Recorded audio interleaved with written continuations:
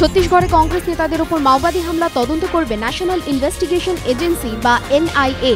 রাজ্য সরকারের তরফেও এই বিষয়ে সবুজ সংকেত মিলেছে। কেন্দ্রীয় স্বরাষ্ট্রমন্ত্রী সুশীল কুমার সিন্ধে সংবাদ সংস্থা পিটিআইকে জানিয়েছেন, ছত্তিশগড়ের মুখ্যমন্ত্রীর সঙ্গে তার কথা হয়েছে। কেন্দ্রীয় সংস্থা দিয়ে ঘটনা তদন্তে সম্মতি দিয়েছেন রমন সিংহ। বিষয়টি নিয়ে ইতিমধ্যে প্রয়োজনীয় পদক্ষেপ করার জন্য কেন্দ্রীয় স্বরাষ্ট্র সচিবকে নির্দেশ দেওয়া হয়েছে। প্রধানমন্ত্রীর সঙ্গেও কথা বলেছেন কেন্দ্রীয় স্বরাষ্ট্রমন্ত্রী। শনিবার ছত্তিশগড়ের বাস্তার জেলায় মাও হামলায় কংগ্রেস নেতা মহেন্দ্র কর্মা, নন্দকুমার পটেল সহ 27 জনের মৃত্যু হয়, আহত হন 32 জন। হাওড়া লোকসভা কেন্দ্রে উপনির্বাচন 2রা জুন। সম্প্রতি এই কেন্দ্রে প্রার্থী দিয়েও প্রত্যাহার করে নিয়েছে বিজেপি। রাজ্য সভাপতি রাহুল সিংহ এক ধাপ এগিয়ে আহ্বান জানিয়েছেন কংগ্রেস সিপিএমকে ভোট না দেওয়ার জন্য।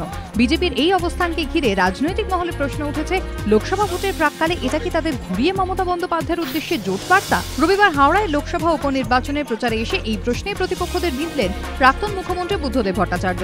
তার দাবি, প্রার্থী প্রত্যাহার করে বিজেপি বুঝিয়ে দিয়েছে জোটের দরজা খোলা। তৃণমূলের হাত ধরেই তারা এরাজ্যে আসতে চাইছে, কিন্তু এরাজ্যের মানুষ বিজেপিকে চায় না। কর্মসংস্থান থেকে শুরু করে লগ্নি সংস্থা কেলেঙ্কারি ইস্যুতেও এদিনের সভা থেকে ফের একবার রাজ্য সরকারকে আক্রমণের নিশানা করেছেন বুদ্ধদেব ভট্টাচার্য। দ্বিতীয় বর্ষপূর্তি উপলক্ষে প্রকাশিত পুস্তিকায় সম্প্রতি একাধিক ক্ষেত্রে সাফল্য দাবি করেছে রাজ্য সরকার। এ নিয়েও এদিন খোঁজা দিতে ছাড়েননি প্রাক্তন মুখ্যমন্ত্রী। তার দাবি, রাজ্য ক্রমশ অন্ধকারে ডুবে যাচ্ছে, ত্রিফলা দিয়ে সেই অন্ধকার মোছা যাবে না। রবিবারের বিকেলে ভরা সাংবাদিক বৈঠকে প্রশ্নবাণে প্রায় কোণঠাসা বোর্ড প্রেসিডেন্ট। আর রবিবার রাতে ভরা ইডেনে একা কুম্ভ মহেন্দ্র সিংহ ধোনি। টসে জিতে এদিন ব্যাটিং নেয় মুম্বাই ইন্ডিয়ান্স। যদিও শুরু থেকেই ব্যাটিং বিপর্যয়ের মুখে পড়ে মুম্বাই। যদিও পোলার্ডের 60 আর রায়ডুর 37-এর সৌজন্যে 9 উইকেটে 148 রান তোলে মুম্বাইকাররা।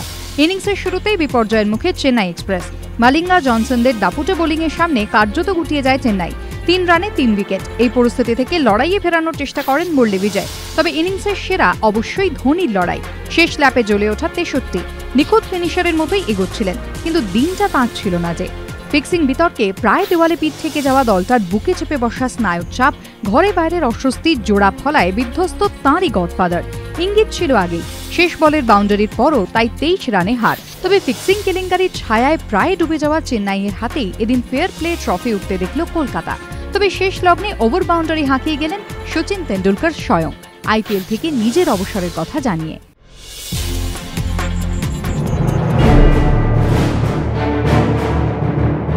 এতদিন রোগ হলে হাসপাতালে যেতে হতো, এবার হাসপাতাল উড়ে নিজে আসছে আপনার কাছে।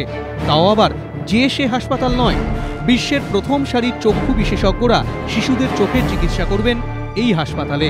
আর গোটাটাই হবে একটি বিমানের মধ্যে। ভাবছেন সেটা আবার কিরকম? অরবিসের ফ্লাইং আই হসপিটাল। বাইরে থেকে দেখতে 8-10টা বিমানের মতো হলেও ভিতরে ঢুকলেই অত্যাধুনিক চক্ষু হাসপাতাল। 2টি অপারেশন থিয়েটার থেকে শুরু করে 50 আসন বিশিষ্ট কনফারেন্স রুম, কি নেই সেখানে।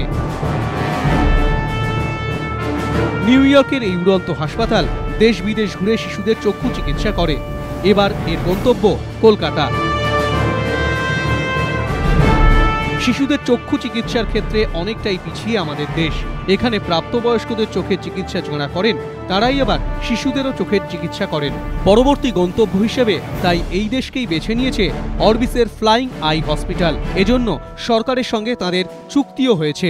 আগস্ট মাসের শেষের দিকে কলকাতায় উড়ে আসবে এই হাসপাতাল। 3 সপ্তাহ থাকবে কলকাতা বিমানবন্দরে।